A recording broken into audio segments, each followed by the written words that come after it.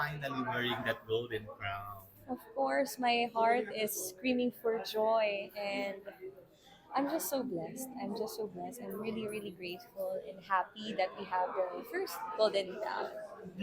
And you're slated to live for different countries soon, no? Yes. Naghihintay lang ng visa. Yes, So, nag-aantay ng visa. It's gonna be my first time to go out of Asia. If ever man po na magkaroon ako ng mga visa. So So I'm really CJ, happy. maraming nagsasabi na hindi ito yung usual Yes. coronation na, Yes. that you really deserve as Yes. our first Miss Grand International. What are your thoughts on that? Yes, it is not the usual. It's the reality, and I am humbly embracing that reality that I was your first runner-up, and now you're MGI 2024 Queen. And yes, it happened through technicalities, but we have to accept the fact that I, as the first runner-up, have to step up if there's gonna be a problem, of course. So I just took the job. I signed up for this, so I'm doing it now. and how is your relationship with Papa Nawat?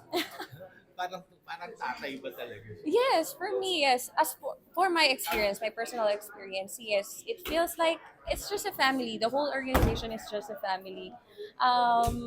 You know, walang border walang line. You can simply go to him if you need to ask something, if you need to tell something.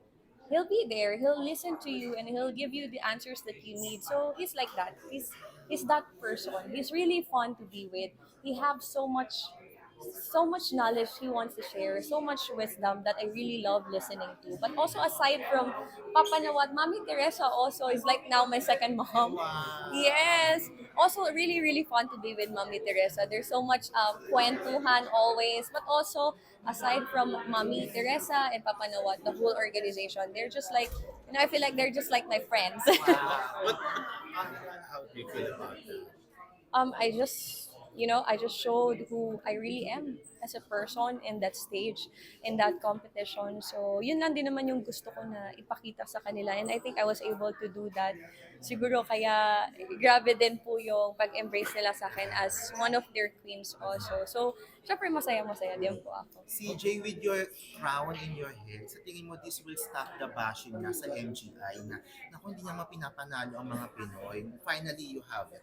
I mean, whatever we do, whatever competition, there's gonna be bashing. There's gonna be. I mean, I honestly I receive so much bashing, and I already know that there's gonna be different opinions coming from different people, naman. So it comes with it. Life comes with it. People will not always celebrate with you, but there's gonna be a lot more people who's gonna be happy that you finally get, and finally succeed in life. So I think I'm just focusing on that matter na lang din, and we finally have it. And I'm praying for the next crown, of course, for the next Filipinos who's gonna compete. I'll just be here to help them if they need me.